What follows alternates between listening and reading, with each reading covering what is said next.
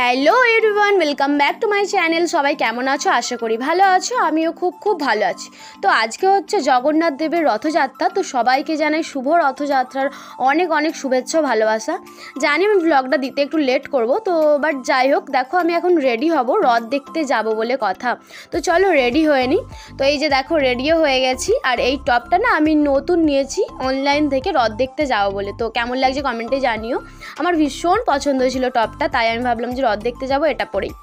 তো সত্যি কথা বলতে এর আগে শ্বশুরবাড়ি থেকে কখনো রথ দেখতে যাওয়া হয়নি, কারণ ছুটিবার পড়তো না, বেবার পড়তো বলে আর খুব একটা জেদও করা হয়নি বরের কাছে যে রথ দেখতে যাব।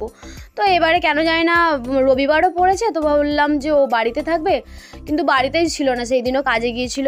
সেই জন্যেই লেট হয়ে গেছে আমাদের রথ দেখতে যেতে, নাহলে বিকাল বিকাল বেরোতাম। পুরো সন্ধ্যা হয়ে গেছিলো। তো যাই হোক, দেখো একদম পুরো সন্ধ্যা হয়ে গেছে। আমি তো ভাবলাম যে রথ দেখতে যাচ্ছি বোধহয় আমরাই এখন যাচ্ছি, সবাই বাড়ি আসছে, এরকম ব্যাপার। তো গিয়ে তো অন্য কিছুই দেখলাম। তো যাই হোক, এখানে আমাদের রথ হয় আশেপাশে, ফতেপুরে হয়, তারপরে আমাদের কলেজ মোড়ের পাশে যে হতো বলে আমি জানতাম না, এই ফার্স্ট আমি গেলাম ওখানে, প্লাস জানলাম যে এখানে রথ হয়। তো যাওয়ার পথে অ্যাজ ইউজুয়াল যেটা সবসময় করতে হয়, তেল নেওয়া বাইকে। তো যাই হোক, এখন চলে এসেছি কলেজ মোড়ে।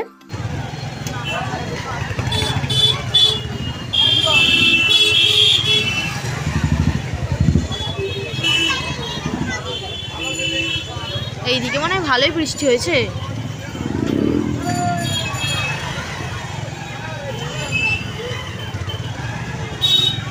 তো গাইজ এসে জানতে পারলাম যে এইদিকে প্রচুর বৃষ্টি হয়েছে, কারণ রাস্তাতে পুরো জল দাঁড়িয়ে গেছে, কিন্তু আমাদের ওখানে একটুও বৃষ্টি হয়নি। এত গরম ছিল সেই দিন। তো যাই হোক, দেখো ভিড়টা দেখো জাস্ট। আমি তো ভাবলাম বোধহয় কোনো ভিড় টিড়ই থাকবে না, এত সন্ধ্যা হয়ে গেছে, কিন্তু না, এসে দেখছি যে এত ভিড় এখনও। তো আমি এখানে ফার্স্ট টাইম এসেছি, এর আগে কখনো আসিনি। আমার রথ দেখা বলতে আমি আমার বাবার বাড়ির ওখানেই রথ দেখতাম।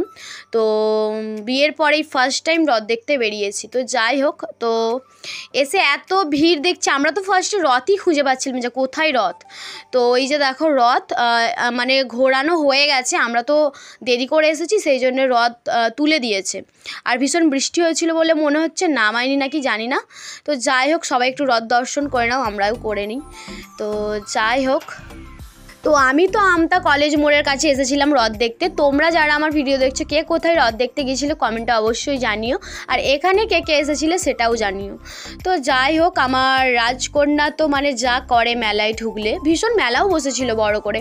তো খেলনা দেখে শুধু হাত বাড়াচ্ছে খেলনা নেবে, কিন্তু ওকে খেলনা কিনে দিতেই আমার ভয় লাগে, কারণ মেলা থেকে নেব, মেলাতেই ও শেষ করে ফেলে। মানে এত আমার রাজকন্যা দুষ্টু, কোনো খেলনা না মানে বাড়ি নিয়ে যাওয়া অবধি ও রাখবে না, মেলা তলাতেই ও সেটাকে খারাপ করে ফেলবে। তো যাই হোক, তবুও কিনে তো দিতেই হবে।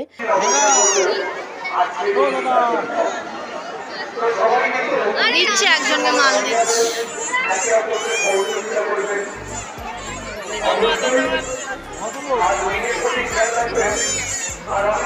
তো বেলুন পেয়ে আমার রাজকন্যা তো ভীষণ খুশি হয়ে গেল, দেখতেই পাচ্ছ।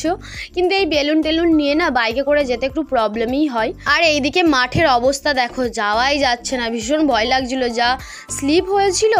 তো যাই হোক, তো বৃষ্টি মানে ভীষণ হয়েছিল এইদিকে, দেখেই বোঝা যাচ্ছে। তবুও ভিড় কিন্তু একটুও মানে কমেনি, যেমন ভিড় তেমন, বরং ভিড় বাড়ছিল ধীরে ধীরে। তো বেশিক্ষণ না মেলা তলাতে থাকতে পারিনি, কারণ এত ভিড় ছিল, তার উপরে নিচের স্লিপ, কোথাও দাঁড়ানো সেরকমভাবে জায়গা ছিল না। তো যাই হোক, এত ভিড়ের মধ্যে আমার রাজকন্যাকে নিয়ে দাঁড়ানো তো অসম্ভব, ও তো থাকবেও না, আর ওকে নিচে নামানোও যাচ্ছে না, যা কাদা টাদা হয়েছিল। তো ভাবলাম চলো মেলাতলা থেকে তাড়াতাড়ি বাড়ি চলে যায়। কি ভেবে এসেছিলাম আর কি হলো, মানে আরেকটু মানে চোখের আলোয়, মানে দিনের বেলা বিকেল টাইপের করে আসলে হয়তো ভালো হতো, কিন্তু আমাদের খুব লেট হয়ে গেছিলো। তো যাই হোক, তো এখন আমরা মেলাতলা থেকে চলে আসছি, দেখতেই পাচ্ছ। তো এবার যাব হচ্ছে কিছু খেতে, মেলাতলায় যা দাম এক একটা জিনিসের, তো ভাবলাম মেলাতে কিছু খাবো না, আমরা ডাইরেক্ট চলে যাব আমাদের কাশ্মীরি বিরিয়ানির কাছে। কিন্তু এখানে এসে আমাদের সাথে দেখা হয়ে গেল আমার একটা মাসির সাথে। তো মাসি তো ভীষণ লজ্জা পাচ্ছে, ও ক্যামেরার সামনে আসবে না, একটু লাজুক টাইপের। তো যাই হোক, ওকে জোর জবরদস্তি করে বললাম না চল তুই ছবি উঠবি, চল ছবিই নেব। তো এরকম করে একটা যাই হোক ছোট্ট করে ভিডিও নিলাম। এটা হচ্ছে আমার মাসি, সম্পর্কে মাসি হয় কিন্তু আমরা ফ্রেন্ডস। তো যাই হোক, তো মাসির সাথে দেখা হয়ে গেল অনেক দিন পর, ওর বিয়েতে আমি যেতে পারিনি।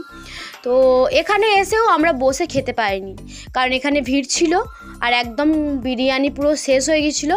আবার একটা মানে বিরিয়ানির হাঁড়ি আসতে তারপরে আবার কেটে আমাদেরকে দিল।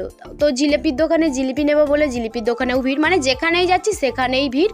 তো চলে আসলাম আমার বাবার বাড়িতে, কারণ কিছু খাওয়া হয় না, আর খুব জোর খিদে পেয়ে গেছিলো। তো এসে এখানে বিরিয়ানি টিরিয়ানি খেয়ে বাড়ি চলে আসলাম। যাই হোক, আজকের মতো আমার ভিডিওটা এই পর্যন্তই। ভালো লাগলে লাইক করো, কমেন্ট করো। দেখা হচ্ছে নতুন কোনো ভিডিওর সাথে। টাটা।